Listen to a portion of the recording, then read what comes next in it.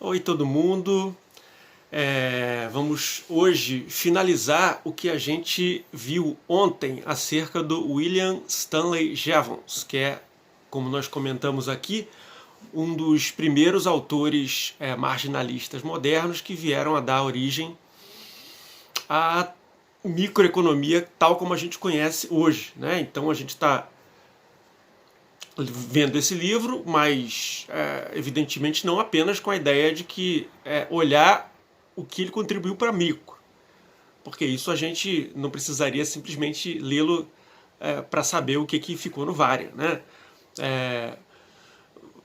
Quer dizer, é importante a gente ler o Jevons, como a gente está colocando aqui, entendendo o contexto em que ele estava vivendo e o tipo de problema que ele estava querendo solucionar, né?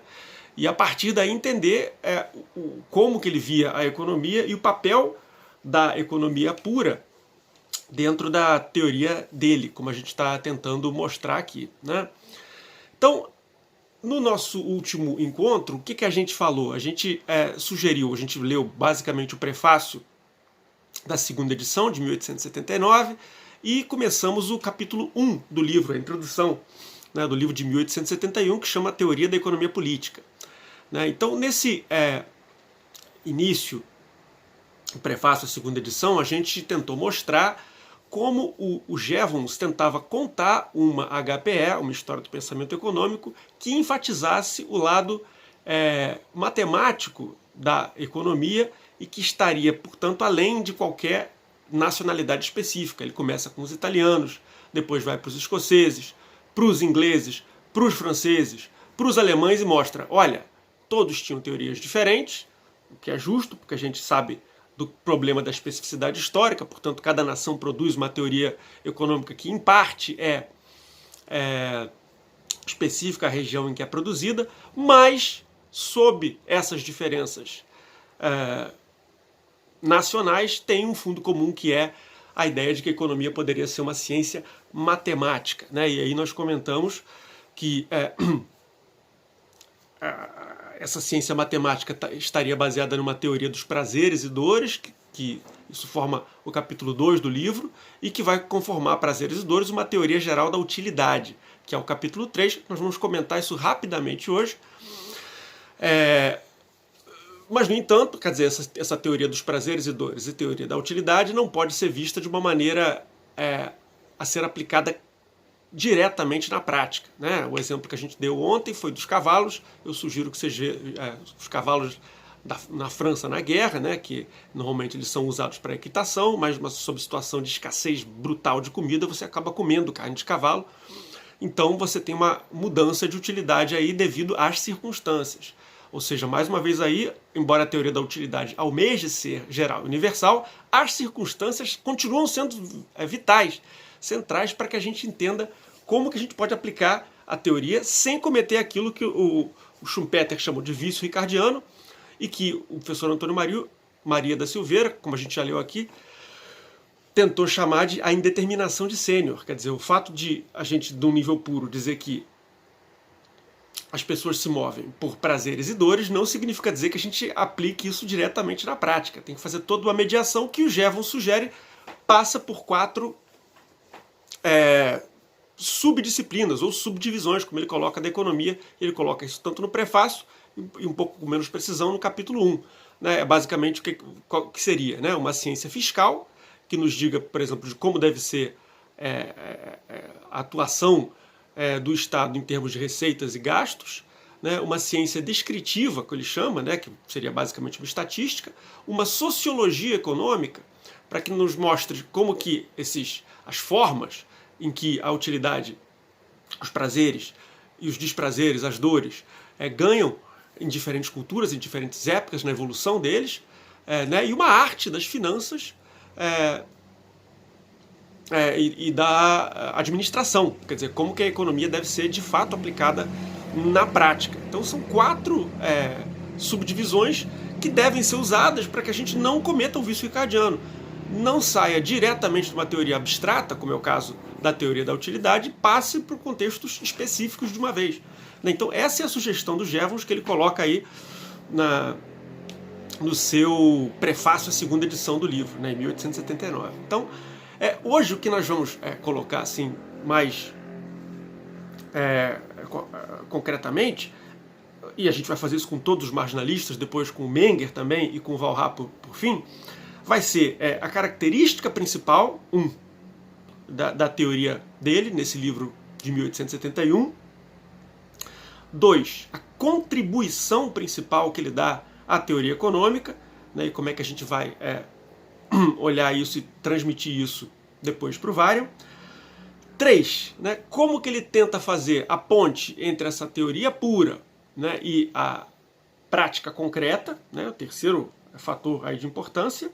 E o 4, o papel do Estado dentro da teoria econômica ou da visão global de economia que o Jevons está tentando mostrar, né? Então, esses 4 pontos vão ser enfatizados aqui, tanto no Jevons, que a gente vai ver daqui a um minutinho, quanto no Karl Menger, o austríaco, que a gente vai ver no nosso próximo encontro, e da mesma forma no Walras. Então, característica principal, contribuição principal, como ligar a teoria pura à prática, né, ao empírico, ao que a gente observa no mundo, e por fim, qual seria o papel do Estado aí para o Jevons, né, e depois para os outros autores também. Então, qual seria a contribuição principal do Jevons, né? Então, ou melhor, desculpa, a característica principal da obra dele, né? E de alguma maneira a gente já observou isso no encontro passado, né? É fazer, como ele está colocando ali no prefácio, da economia uma mecânica da utilidade e do alto interesse, ou seja, um cálculo de prazeres e dores, né? E aí, no caso dele, a característica principal é fazer da economia, portanto, né, uma ciência que nos explique, né? Ele vai colocar no finalzinho do livro, né, no capítulo 8, que é o último capítulo do livro, né? As palavras que ele usa são as seguintes, né? Dada certa população com certas necessidades e certos poderes de produção, mais terras disponíveis, mais outras fontes disponíveis de riqueza, requer-se saber o modo de empregar o trabalho de forma a gerar o máximo de bem-estar possível para aquela população, né? Que está naquele território com aquelas terras disponíveis, com capital, etc. Né? Então, a escolha é como empregarmos o trabalho, dado que a gente tem uma certa população, um determinado território, de forma a maximizar os prazeres e minimizar as dores. Esse seria o problema principal aí da economia pura, né? E vai ser a característica que o Jevons observa principal dele, né? Quer dizer, olha a economia como se fosse mais ou menos um sistema físico, né? Onde as pessoas, né? Atenção, eu estou falando aqui da economia exclusivamente pura, e já estou deixando claro aqui que não é apenas da economia pura que o Jevons está interessado, mas ele está interessado em colocar, digamos, um arcabouço através do qual ele possa analisar a realidade, né? Depois concreta. Mas não se esqueçam, isso é uma coisa de extrema importância. Essa análise da realidade concreta jamais é direta. Ela deve ser mediada aí pelas 4 disciplinas que a gente observou. A ciência fiscal, uma economia descritiva, a sociologia econômica e uma arte, né? A arte da administração e das finanças. Então, a característica principal do Jevons é justamente analisar a economia como se as pessoas fossem a economia pura, né? Como se as pessoas fossem partículas que têm prazeres e dores, e aí analisar como essas partículas se comportam em um ambiente de mercado, né?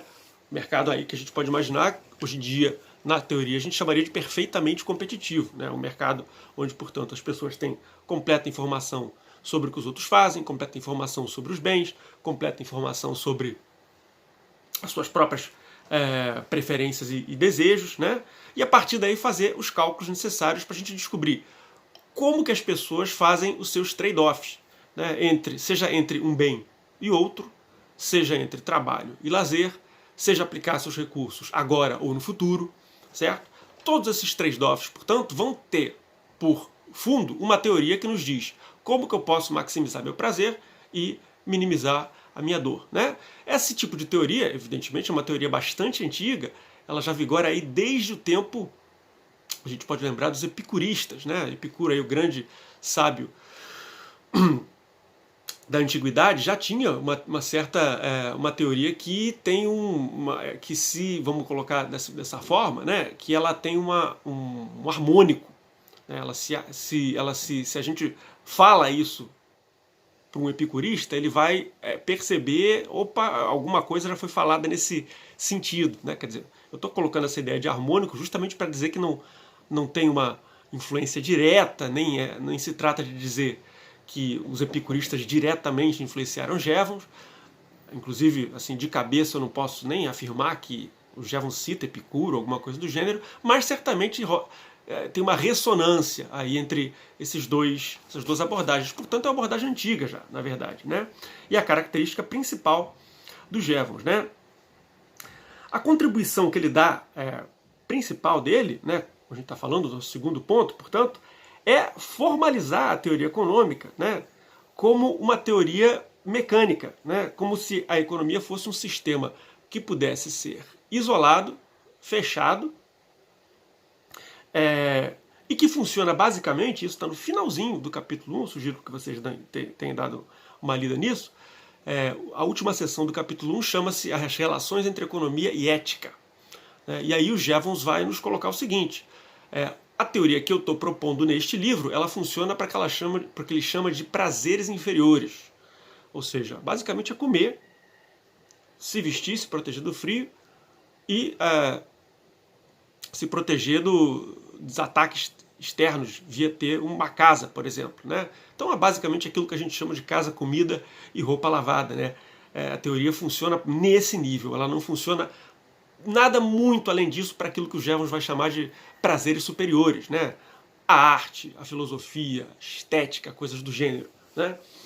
Então, explicitamente já está delimitando o que eu estou chamando de científico aqui, e ele vai observar interessantemente aqui no livro que se a gente se basear simplesmente nos prazeres e dores, nós podemos inclusive estender a teoria dele para certos animais, né? Por exemplo, macacos, nossos parentes mais próximos, ou outros mamíferos, que também têm prazeres e dores, né? Isso é algo que já está presente na grande influência dele, do Jeremy Bentham, né, que aparece aí no comecinho do capítulo 2, que eu peço para vocês darem uma olhada também, onde ele vai dizer que a teoria dele, do Jevons, da utilidade, é inspirada no Bentham, né? E aí tem todas as características que a gente pode colocar aqui de que os prazeres e dores são caracterizados, né? Eles têm atributos como intensidade do prazer, intensidade da dor, duração, a certeza, né, se aquele prazer vai acontecer mesmo ou não vai acontecer, e a proximidade, né, se esse prazer vai acontecer agora ou está colocado no futuro, né? Então, quer dizer, essas 4 características dos prazeres e dores vão formar a base aí da teoria que o Jevons está colocando. E ele vai dizer, no nosso caso aqui, isso vai funcionar apenas para as necessidades mais básicas, né? Ele diz. Portanto, a teoria não diz como a gente deve, digamos assim, usar a riqueza para esse ou para aquele ideal maior, né? Para construir para fazer um museu, ou para gastar com arte, ou para qualquer outra coisa do gênero. Ela apenas nos garante que nós possamos sobreviver, né? Ou seja, ela se coloca como próxima da manutenção da vida humana num nível, digamos assim, biológico. Isso aí já faz uma ponte, que nós não podemos desenvolver aqui nesses vídeos curtos, com relação àquele conceito do filósofo e historiador francês Michel Foucault, que ele chamava de biopolítica. No século... ele coloca isso nos anos 70, 1970, né, que um dia ele estuda essa questão da biopolítica, e isso já está presente no Jevons. Caso vocês tenham curiosidade, eu sugiro um livro de um historiador do pensamento econômico importante, Roger Backhouse, junto com... ele é editor do livro junto com outro autor japonês, cujo nome me foge, porque eu não tenho os nomes japoneses, são mais difíceis da gente, né, na nossa cultura, que é mais complicado, mas o nome do livro, que trata desse período aqui, do final do século XIX na Inglaterra, atenção, Life, Not Wealth, ou seja, vida e não riqueza. Ou seja, a base, né, das teorias econômicas, principalmente desenvolvidas na Inglaterra nesse período, aqui a gente está tratando do Jevons, vão dar conta de você manter e sustentar e dar conta da vida humana, né? Isso estou colocando de uma forma importante porque quando a vida humana estiver ameaçada, o pêndulo liberal facilmente pode sair da liberdade, que a gente preza tanto, para a segurança da vida, né? Que é basicamente o que a gente percebe hoje na crise do Covid, né? 19, nós, como já comentamos aqui nesses videozinhos, a gente viu vários liberais aí, praticamente todos, né? Assim, tirando os libertários mais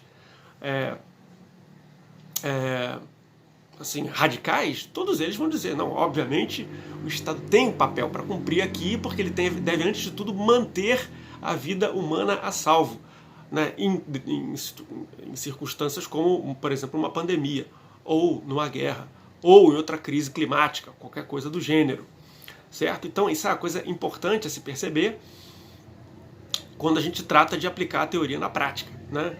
Ou seja, o pêndulo liberal que oscila aí desde, digamos, o século XVII, entre a questão da liberdade e a questão da segurança, mediado aí pelo risco, né? Quer dizer, quanto mais risco, quanto mais a probabilidade de ameaça à vida a gente tiver, mais a gente vai para a segurança. Quando essa probabilidade de ameaça da vida diminui, a gente vai o pêndulo para a liberdade, né? Então você fica oscilando aí, liberdade, segurança, certo? E o Jevons está ciente dessa questão aí, né? Então, a contribuição principal, como a gente está colocando aí, é formalizar a teoria de uma maneira como se a economia fosse um sistema mecânico, fechado, e daquilo que ele chama aí de psicofísica, né? Que seria justamente a ideia, a possibilidade da gente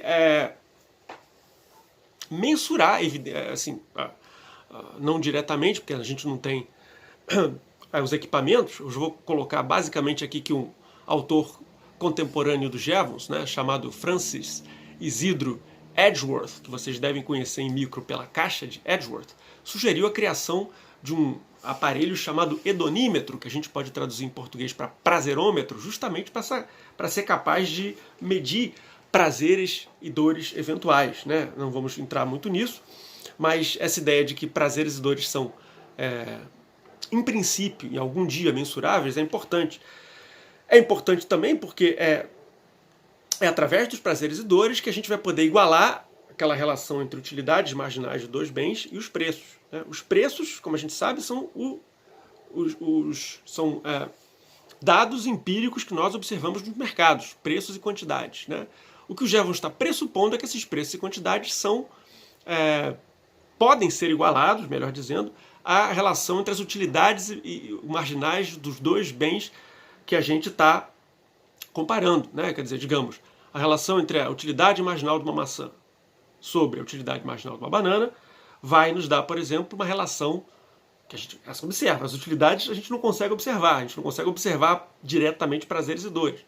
Mas essa relação entre maçãs e bananas vai ser, as utilidades marginais das maçãs e bananas vai ser equivalente, ou vai ser uma proxy aí das relações entre os preços das maçã e banana também, né? Então essa é a contribuição do Jevons. E uma dificuldade, evidentemente, porque aí ele está tentando partir do fundamento geral da teoria, que é as utilidades, que a gente não consegue observar, certo? A gente não consegue entrar na cabeça das pessoas para observar, a gente não consegue, segundo Jevons, também comparar o prazer e dor que eu sinto com o que vocês sentem, ou de qualquer pessoa com qualquer outra coisa. Ou seja, eu posso gostar de maçã, você também pode gostar de maçã, mas eu nunca vou poder comparar exatamente em que medida a gente possa dizer que o meu prazer ao comer um pedaço de maçã é similar ao seu. Não dá para fazer isso, né? Isso tudo está, eu estou falando evidentemente aqui de uma maneira corrida, mas está presente no capítulo 1 da teoria do Jevons, quando ele vai observar as dificuldades, né, de dizer, de aplicar a teoria matemática da economia para prática. Ele vai dizer a economia é uma ciência matemática, mas isso não implica que ela seja exata, ou seja, que a gente possa determinar exatamente essa igualdade, porque nós não temos como medir exatamente essas utilidades, né? Por fim, vamos dar os últimos dois pontos, né? Como é que o Jevons faz para unir aí as utilidades marginais? Que ele está pensando, né? O fundamento da teoria dele. A prática, né? Ou seja, como é que a gente une teoria e prática? E aí o Jevons vai pressupor e vai ser um dos principais contribuidores do uso da estatística moderna, tal como a gente conhece hoje, na economia, né? É interessante observar aqui que, de cara, os estudos que o Jevons faz na estatística não tem, eu repito aqui, não tem uma relação direta com a teoria dele, a teoria pura dele, né? Ele pressupõe que em algum dia essas duas coisas vão ter que se unir, né? Ele não tem os instrumentos na época, né, como o Edgeworth está querendo fazer, não tem um hedonímetro, um prazerômetro para poder medir de fato. Ele está tratando de impulsos e de estados, né, percepções mentais das pessoas, às quais ele não tem acesso, mas que, no entanto, são a base da teoria dele, né? Então ele faz uma série de estudos aí, estatísticos que visa, portanto, de alguma maneira, tornar a economia não apenas uma ciência pura, uma teoria pura, mas uma prática, né? Aquele terceiro subdivisão da economia, quer dizer, a economia enquanto ciência descritiva dos fenômenos, né? E aí ele tem aí alguns, a gente vai citar apenas 3 estudos importantes dele, né? 2 dos anos de 1860 e um do final da vida, né? Os 2 primeiros têm a ver com a questão, o primeiro de todos, né, que a gente vai colocar aqui, a questão do ouro, né? A gente lembra que ele foi para a Austrália, né, como a gente já falou da última vez, e lá você tem a descoberta de novas minas de ouro, tanto na Austrália quanto na Califórnia. A gente conhece essa descoberta do ouro pelos filmes de faroeste, né? Tem o pessoal indo para a Califórnia, o Gold Rush, né, a corrida ao ouro. E o que o Jevons tenta fazer aí é, pela primeira vez, criar uma ideia de números índices para tentar medir em que medida o preço do ouro cai pelo aumento da oferta de ouro vinda das descobertas, tanto das minas na Califórnia quanto na Austrália, né? Então a gente vê bem aí que o Jevons está querendo fazer uma mensuração e que por trás dessa mensuração poderia estar justamente a ideia de utilidade marginal, ou seja, se aumenta a quantidade do ouro disponível, evidentemente, segundo a teoria, a utilidade marginal do ouro decairia, e caindo a utilidade marginal do ouro, decairia igualmente seu preço, né? E é essa teoria que estaria por trás aí do que o Jevons está colocando, né? Mas no estudo empírico dele, ele quer basicamente determinar empiricamente se e quanto o ouro cai o preço devido à descoberta que ele tem nas minas, tanto da Califórnia quanto da Austrália, né? Outro estudo importante dele é a questão do carvão, que vai ficar famosa aí para os economistas ambientais até hoje, vai dar origem ao que a gente chama de o paradoxo do Jevons, né? Esse estudo aí é de 1865, né? Ele vai ao parlamento falar a respeito, né? Porque uma questão que se colocava na época, o que se imaginava que aconteceria, é o seguinte: se a produtividade da indústria aumenta, e a gente está falando aí perto da segunda revolução industrial, que começa mais ou menos aí em 1860, 1870, né? Esse texto aí é de 1865, o Jevons a hipótese que a gente tem é a seguinte: se a gente tem um avanço tecnológico, como estamos tendo, que permite uma maior produtividade no uso de uma matéria-prima, no caso, o carvão específico, que o Jevons está dando o carvão, logo teremos um uso mais eficiente, portanto diminuirá a quantidade de carvão e, portanto, a Inglaterra não precisa ficar preocupada com a importação de carvão ou com a exaustão de suas minas de carvão, porque a maior produtividade vai permitir um menor uso, né? O Jevons quer mostrar empiricamente que isto é uma falsidade, né? O que acontece é o seguinte, segundo o Jevons, né, a gente vai ter um aumento de produtividade, quer dizer, o uso mais eficiente do carvão, leva possivelmente, né, a um barateamento. Mais uma vez, o que está por trás de tudo isso aí é a tal da teoria da utilidade marginal. Quer dizer, o aumento da produtividade leva a uma diminuição aí quer dizer, um aumento da possibilidade de se gerar mais carvão. Essa geração extra de carvão faz com que a utilidade marginal dele caia e daí o preço dele caia. Só que com o preço mais baixo, o carvão pode ser tanto um substituto de outras fontes de energia, você pode substituir outras fontes pelo carvão, quanto você pode aumentar o consumo dele. Portanto, o que o Jevons quer mostrar aí, por isso que é o paradoxo dele, é que um aumento na eficiência do uso de um recurso natural, no caso dele é o carvão, a diferença do Jevons para as teorias que vão se desenvolver a partir dele, é que isso vai além do carvão, mas serve para todos os recursos naturais. Em vez de levar a uma diminuição do uso do recurso, leva a um aumento desse uso do recurso, né? E o Jevons coloca isso no parlamento britânico, onde é convocado a falar no meio dos anos 60, né? Então é o segundo teste dele. E aí ele vai tentando colocar essa teoria em prática, né? Por fim, a terceira contribuição do Jevons tem a ver, e é isso mais pro final da vida dele, né, com a teoria das manchas solares.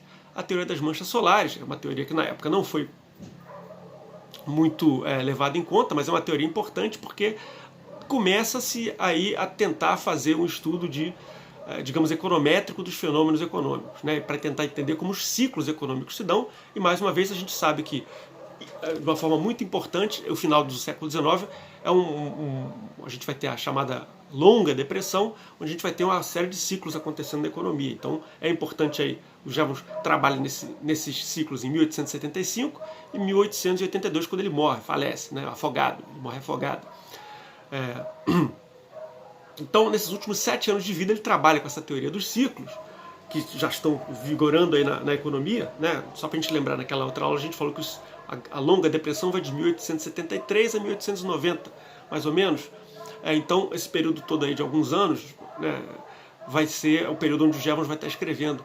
E aí ele pressupõe o seguinte, né, que a teoria dele, hoje em dia completamente não é muito valorizada, não é muito levada a sério, é de que manchas solares do Sol, certo, gera mudanças climáticas aqui na Terra. Você tem verões mais ou menos chuvosos, ou mais ou menos intensos, etc. Isso altera as colheitas. Alterando as colheitas, a gente vai ter uma alteração nos preços, e essa alteração nos preços vai gerar um ciclo econômico. De forma simplificada, vamos colocar assim, quer dizer, digamos, a ocorrência de manchas solares causa o clima ruim faz as colheitas serem ruins, colheitas ruins significam menos produtos, de forma que a gente vai ter um aumento de preço, porque a utilidade marginal dos produtos vai aumentar pela colheita ruim, né? Então os preços vão ter um aumento, e aí a gente vai ter uma diminuição do consumo e o ciclo econômico. No ano seguinte, ou alguns anos depois, o ciclo vai mudar, ou seja, a gente não vai ter mais manchas solares, as colheitas vão ser melhores, logo a abundância de produtos agrícolas vai ser maior, os preços diminuem e aí o ciclo vai ser ascendente. Então a gente vai ter um ciclo econômico aí que seria acompanhado dessas manchas solares. E o Jevons tenta mostrar isso, né? A gente só vai mencionar isso, que é o que ele tenta fazer, né? Mas em todos esses casos, o que ele está tentando mostrar é que a economia não é apenas uma ciência pura, como ele está escrevendo no livro, mas também poderia, em princípio, pode ser usada para você entender fenômenos concretos empíricos, e a gente vai discutir isso nos próximos encontros, a importância da estatística, principalmente a partir do final dos anos 20, né? Aqui a gente está um pouquinho longe disso ainda. Por fim, finalizando o nosso encontro de hoje, qual seria a importância do Estado, né, no Jevons, né? A gente já mencionou isso aqui, que o Jevons não é um autor que comete aí o vício ricardiano de graça, né? Ele atenta, portanto, para a indeterminação de sênior, ou seja, não devemos aplicar a teoria pura diretamente na prática, embora as descobertas da teoria pura não possam ser negligenciadas, como diz aí o nosso professor Antônio Maria da Silveira no texto que a gente leu. Então, o que o Jevons é? O Jevons é um economista, no sentido ideológico, liberal, certamente, né? Toda a teoria pura dele vai na ideia de que o que a gente deve analisar são os mercados. E os mercados deveriam, em princípio, ser tão livres quanto possível, né? Então, teoricamente, ele apoia o liberalismo e o laissez-faire, né? Mas, contudo, basicamente, uma coisa é a teoria, outra é a prática, né? Quando a gente estuda, quer dizer, os seres humanos tais como eles são, ou os mercados tais como eles são, com todas as suas imperfeições, com todos os seus poderes de monopólio, quando a gente estuda a falibilidade dos seres humanos ao fazer cálculos para prever o futuro, ou como eles são movidos não apenas pelo cálculo né, mecânica do alto interesse, como ele está propondo, mas por medos, por angústias e por outros fatores quaisquer, a gente sabe que, evidentemente, o laissez-faire só funciona mesmo na teoria. Portanto, diz o Jevons, embora seja desejável, na prática, e essa é uma frase dele, não há limite para o que ele está chamando aí a intervenção do legislador, né? Mais uma vez a gente vê o caso do Covid-19. O Jevons é um exemplo de economista liberal que vai dizer, em situações de risco, em situações onde os seres humanos estão sob forte estresse de forma a não conseguir fazer cálculos adequados ou aplicar a economia adequadamente, o Estado entra, né? E aí ele dá 3 exemplos, eu vou apenas mencionar para vocês.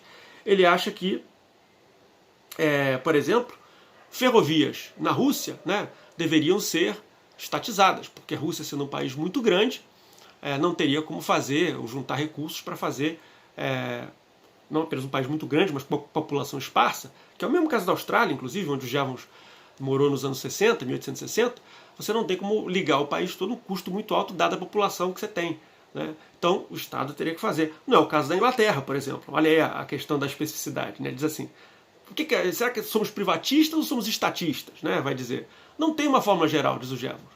Claro que a ideia, assim, em termos de valores, ele vai dizer, seria ideal que o mercado pudesse resolver esse assunto. Mas isso é só um ideal, isso é uma teoria pura, não existe na concretude prática do que ele está vivendo na época. Portanto, ele vai sugerir, no caso russo, a estatização. No caso dos Correios, idem, mesma coisa, na época dele, né?